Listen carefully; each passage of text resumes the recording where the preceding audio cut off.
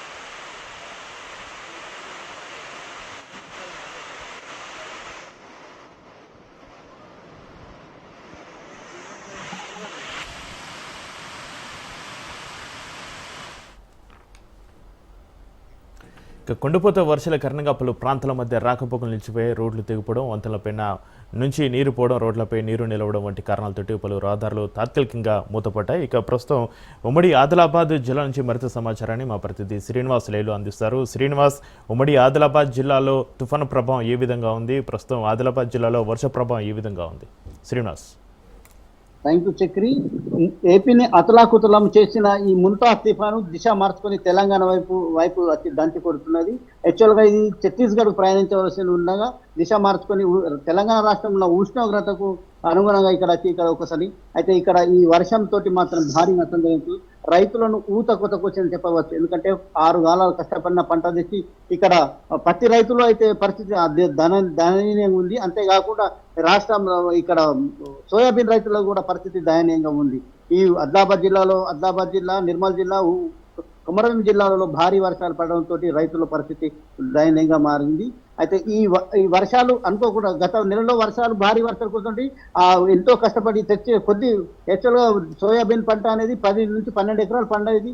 ఎకరంకు 12 టన్నులు పండేది, కానీ 2 టన్నులే మాత్రం పండేది. ఆ పంట తెచ్చి కూడా మార్కెట్ యార్డ్లోకి వస్తే ఇక్కడ కొనే నాతులు లేక మొత్తం వర్షంతో మొత్తం నష్టపోయినట్లుంది. పత్తి రైతులు అయితే నిన్న CCI 500 మందికి స్లాట్ బుక్ చేయంగా ఇక్కడ వచ్చి వర్షం పడడంతో పత్తి తేమ తగ్గిపోయిందని చెప్పేసి ఇక్కడ వాళ్ళు కొనలేడు. వాళ్ళు ఇంటికి పోలేక అమ్ముకోలేక ఇక్కడ పరిస్థితి. ఈ వర్షంతో అయితే భారీ నష్టం జరిగిందని చెప్పవచ్చు.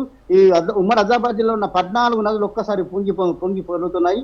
ఇక ప్రాజెక్టులు అయితే అన్ని నిండుకుండాలుగా మారాయి. కడెం ప్రాజెక్టు ఉన్న 700 ఫీట్ల కానీ 700 రావడంతో 50,000 క్యూసెక్ నీళ్లు కిందికి వదలడం ఉంది. అట్లనే గడ్డన వాగు ప్రాజెక్టు కూడా అదే పరిస్థితి ఉంది. స్వర్ణ ప్రాజెక్టు కూడా 3 గేట్లు తెలిసింది.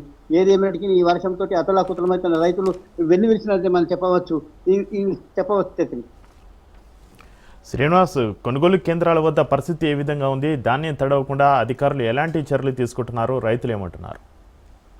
వాళ్ళ కొనుగోలు కేంద్ర పరిస్థితి అయితే అన్నదాతలు అయితే వాళ్ళు ఈ వర్షం ఊతకు వచ్చింది చెప్పచ్చు. ఎవరు కూడా అధికారులు పట్టించుకునే నాతులు లేడు. ఇక్కడ ఏమనంటే ఇక్కడ తేమ శాతం, వర్ష శాతం చెప్పిస్తున్నారు. అధికారులు మాత్రము, కలెక్టర్లు మాత్రము ప్రతి పంట గింజ కొంటామంటారు, కానీ ఇక్కడ ఒక్క గింజ కొనే నాతులు కూడా కనిపిస్తలేదు. పత్తి రైతులు అయితే పరిస్థితి దీనంగా ఉంది. 6,980 రూపాయలు మద్దతు ధర ఉండగా ఇక్కడ కొనే వాళ్ళు లేక ప్రైవేట్ వాళ్ళకు 6,500 పత్తి రైతులు అమ్ముకుంటున్నారు. వాళ్ళ పరిస్థితి కనీసం కూలీలు వెళ్ళే పరిస్థితి లేదు. మార్కెట్ యార్డ్లో ఉన్న అధికారులు మాత్రం ఎవరు పట్టించుకోలేదు. నిన్న కొనుగోలు అసలు యాక్చువల్గా సోయాబీన్ కొనుగోలు గత 15 రోజుల కింద స్టార్ట్ అయ్యారు, కానీ నిన్న మొన్న స్టార్ట్ చేసిండు. కానీ ఈ వర్షం, అకాల వర్షంతో, ఈ తుఫాన్ తోటి రైతులు అయితే పరిస్థితి అందరింది. కనీసం కూలీలు వెళ్ళే పరిస్థితి లేదు. వాళ్ళ ఈ నష్టపరిహారాన్ని ఏ విధంగా చెల్లిస్తారు? గత అకాల వర్షాలతోటి నష్టపరిహారాన్ని అంచనా వేయలేని అధికారులు ఇప్పుడు ఈ తుఫాన్ తోటి అధికారులు ఏ విధంగా చేస్తారని చెప్పేసి రైతులు అయితే ఆందోళన చెందుతున్నారు. కౌలు రైతుల పరిస్థితి దీనంగా ఉంది. వాళ్ళు కౌలు రైతులు ఇటు రైతులకు కట్టాలా, ఇది కట్టాలని చెప్పేసి వాళ్ళ పరిస్థితి ఆటమైన గోచరంగా ఉన్నది. అలా అయితే రైతులు అయితే దీన పరిస్థితి ఉన్నది. చక్రి, శ్రీనివాస్, తీవ్ర ఇబ్బందులు పడుతున్న వరి పత్తి రైతులు ఏం డిమాండ్ చేస్తున్నారో? అధికారులు అందుబాటులో ఉంటున్నారు? అధికారులు అయితే ఇప్పటికైతే ఎవరు అందుబాటులో లేరు. వాళ్ళు మాకు నష్టపరిహారం కంపల్సరీ చెల్లించాలా, అధికారులు వచ్చి ఇక్కడ స్పందించాలా, మాకు ఈ పత్తిని కానీ వరిని పత్తిని సోయాబీన్ని ఖచ్చితంగా కొనాలని చెప్పేసి డిమాండ్ చేస్తున్నారు. గత వారం రోజులుగా బోత్ మండలం నాయకులు అయితే ధర్నాలు రస్తారోకోలు చేసినా కానీ అధికారులు పట్టించుకునే స్థితి లేదు. నిన్న మాత్రం స్టార్ట్ చేసేసరికి ఈ తుఫాన్ వర్షం తోటి అది సోయాబీన్ అయితే వాళ్ళ పంట మొక్కలొచ్చే పరిస్థితి ఇక్కడ కనిపిస్తుంది. పత్తి మాత్రం ఇప్పుడైతే కోతకు వచ్చే సమయంలో అవి ఆకాశాన్ని చూసేది భూమిని చూస్తున్నాయి కాబట్టి వాళ్ళ బతుకు కూడా భూములు పాలైపోయే పరిస్థితి అయితే రైతుల భూముల పాలయ్యే పరిస్థితి అయితే మనకు కనిపిస్తుంది. Right, thank you Srinivas.